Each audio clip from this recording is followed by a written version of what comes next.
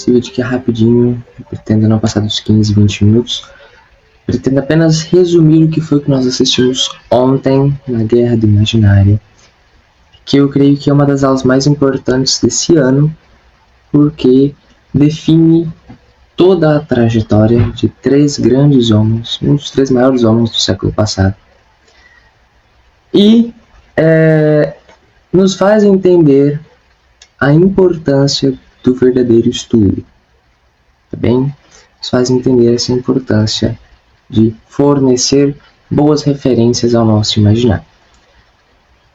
A Guerra do Imaginário, ela trata a história de três homens: Chesterton, Lewis e Tolkien.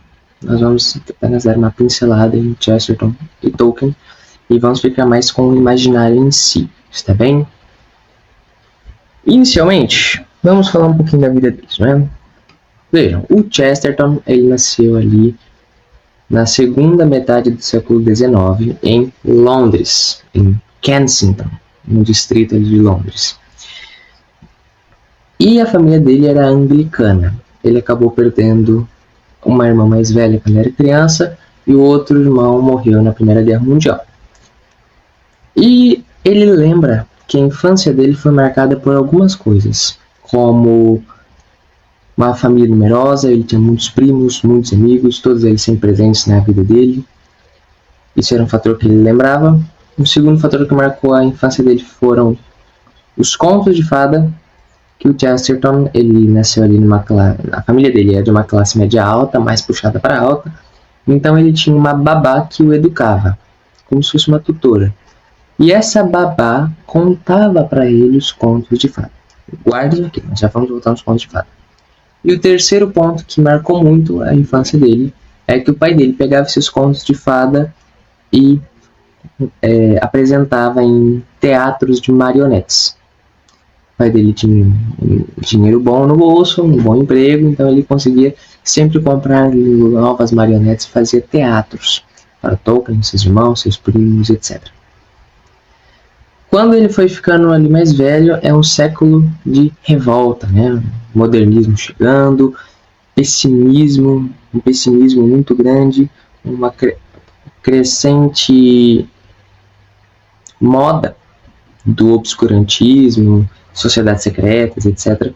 E ele, ali jovem, adolescente, acabou participando de tudo isso.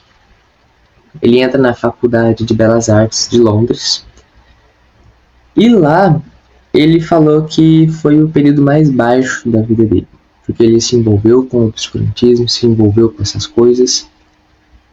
E nesse momento ali, ele com uns 18 anos, 19, ele se recordava da alegria que ele proporcionava, ou melhor, que era lhe proporcionada pela sua babá e pelo seu pai com os contos de fada. E tinham dito para ele que essa rebeldia toda, né, essa rebeldia, essa loucura, iria lhe deixar extremamente feliz. E isso foi um fiasco. Como nós sabemos, isso foi um fiasco.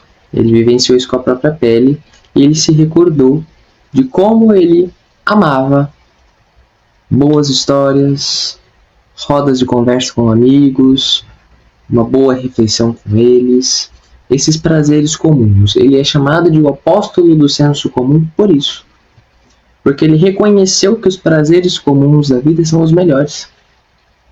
Aprender as pequenas coisas, como Santa Teresinha ensinava. Ele sai da universidade e passa a escrever artigos de jornal. Ele se torna ensaísta e jornalista. E nisso ele se converte ao anglicanismo, meio que de novo, porque ele se casa com a Frances, a mulher dele, a esposa dele. E ela era anglicana, ela ajudou ele nesse processo de volta. Isso, por um momento, ajudou ele demais na busca da verdade.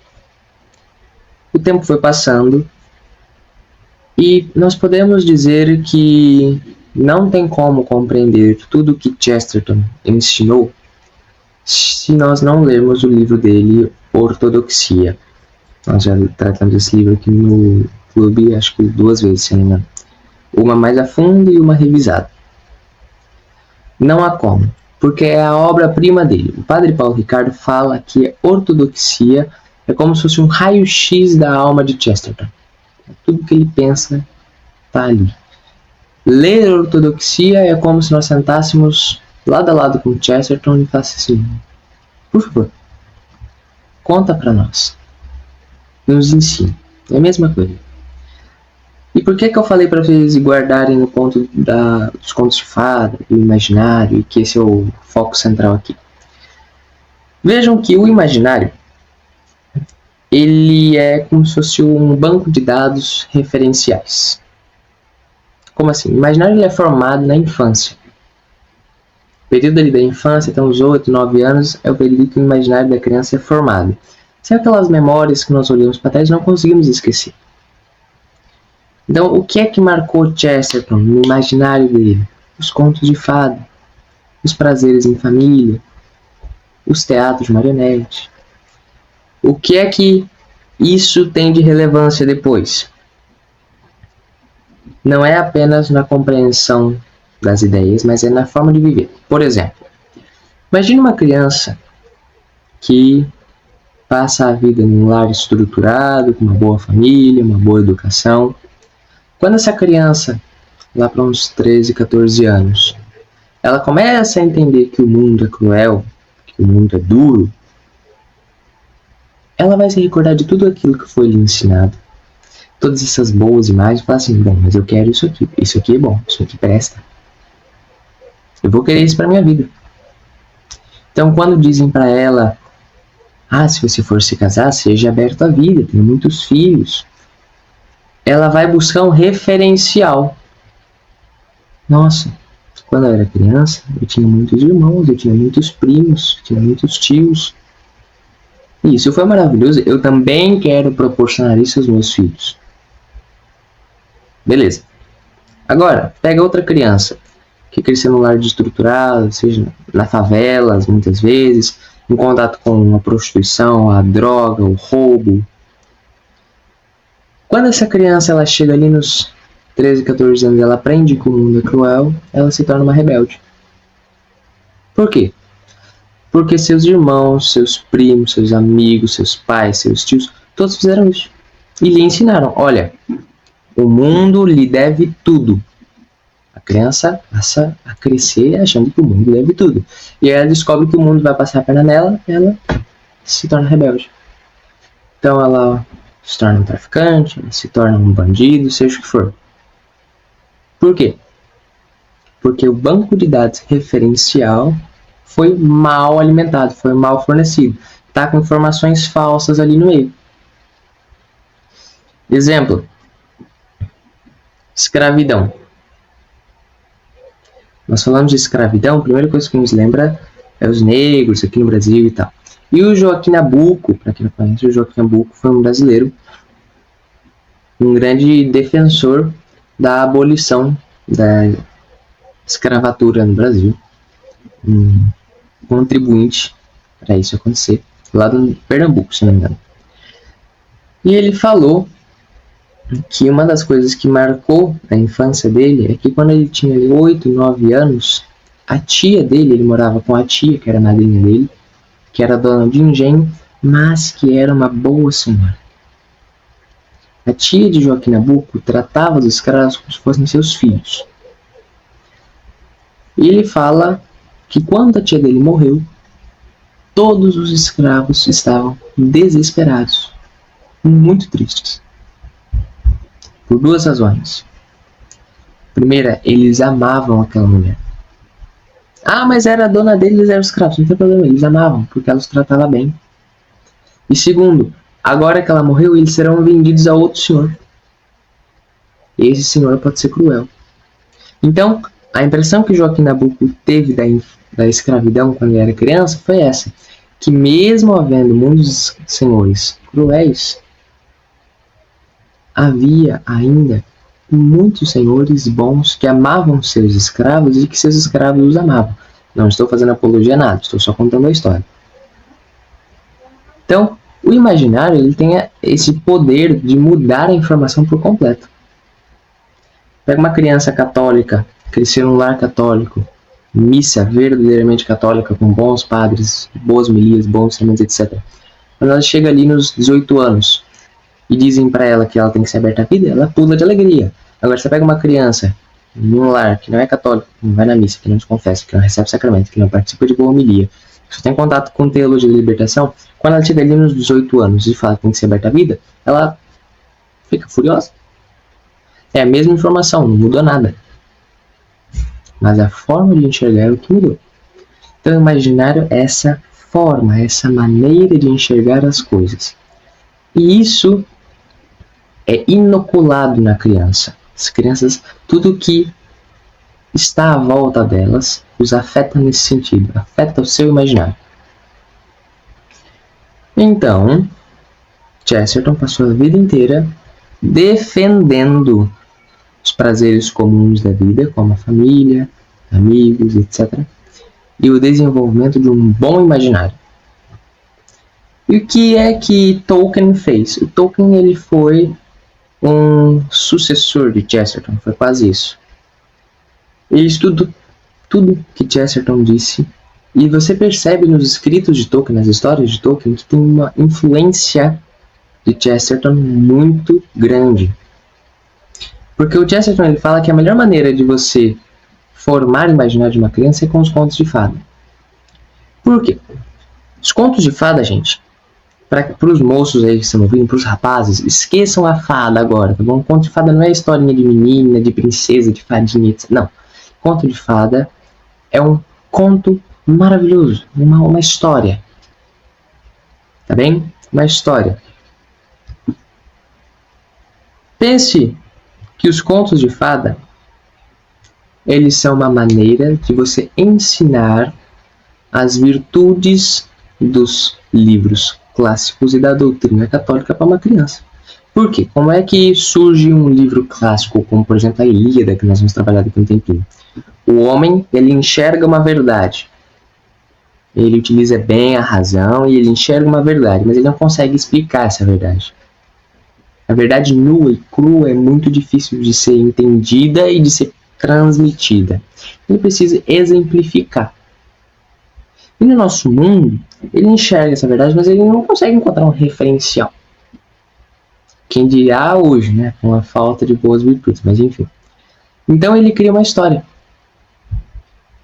E nessa história ele pega essa verdade que ele enxergou e coloca dentro de um personagem. Dentro de uma situação. Para quê? Para que ele possa olhar para esse personagem e se inspirar nele e exemplificar para aquele que ele for ensinar, seja seu filho, seu neto, seu sobrinho, sei lá.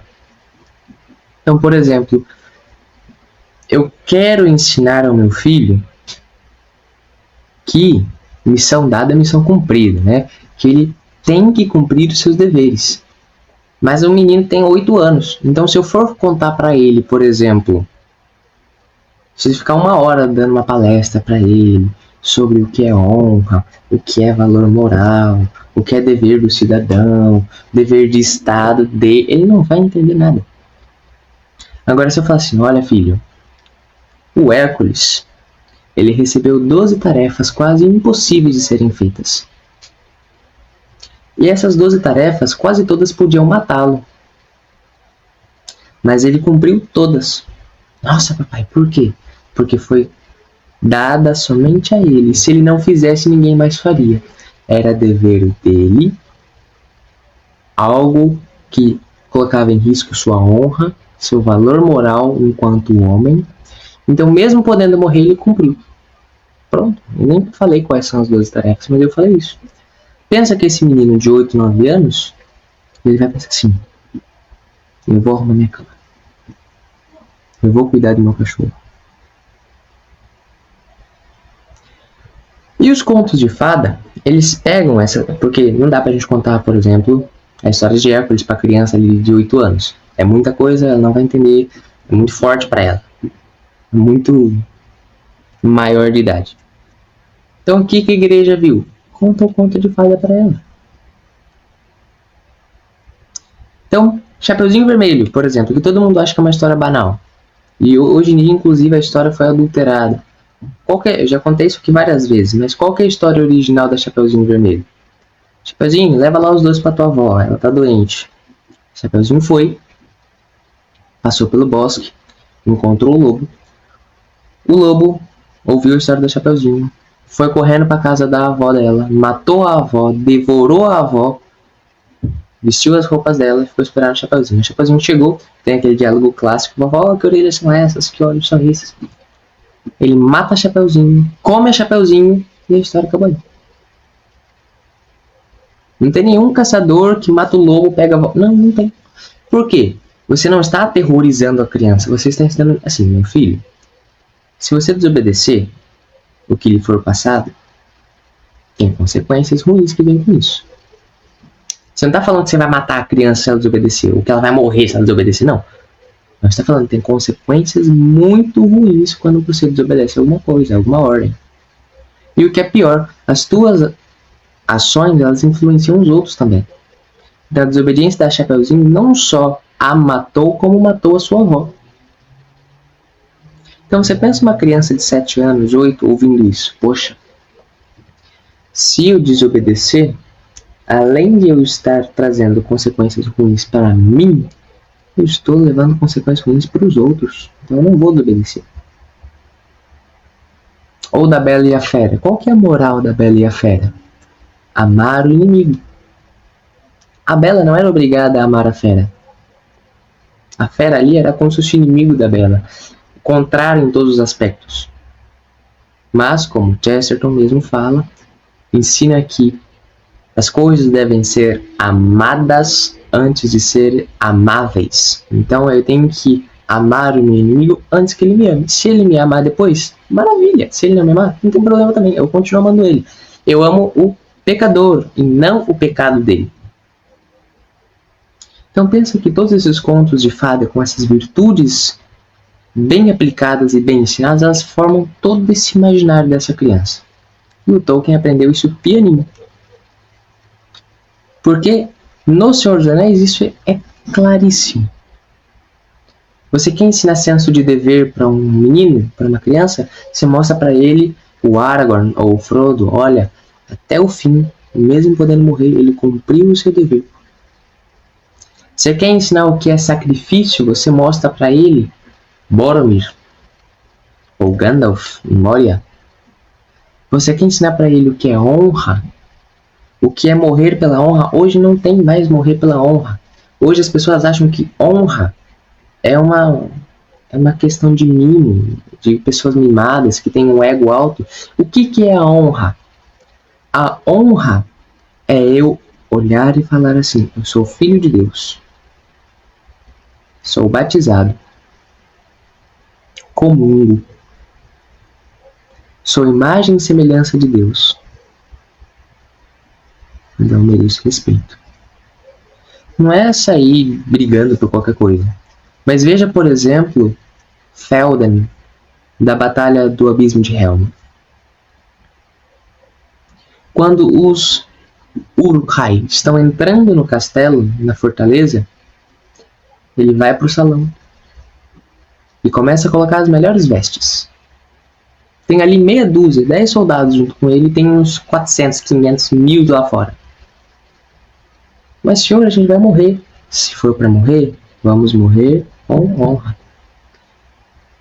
Vamos descrever Théoden com uma frase: se for para morrer, que morramos com honra. Quem ensina o que é honra para uma criança com um exemplo melhor que esse?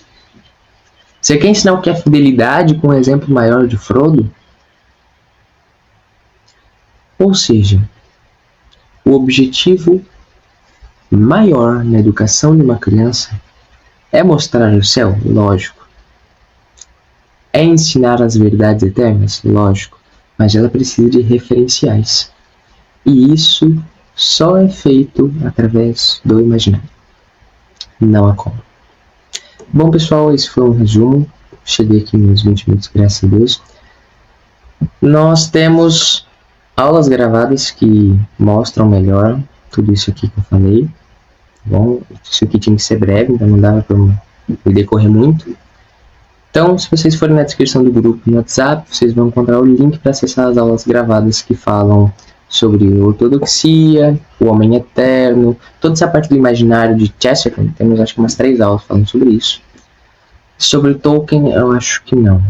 Mas isso fica como assunto para uma próxima conversa. Agradeço o tempo de vocês. E não é porque vocês viram esse vídeo aqui que vocês não devem ver o episódio da Brasil Paralelo, a Guerra do Imaginário, os 3. Tá bem? Isso aqui foi só um resumo para aqueles que não puderam participar ontem. Aqueles que participaram, vejam de novo, não tem problema. Aqueles que não participaram, assistam. É lindo, é maravilhoso. Então, muito obrigado pelo tempo de vocês.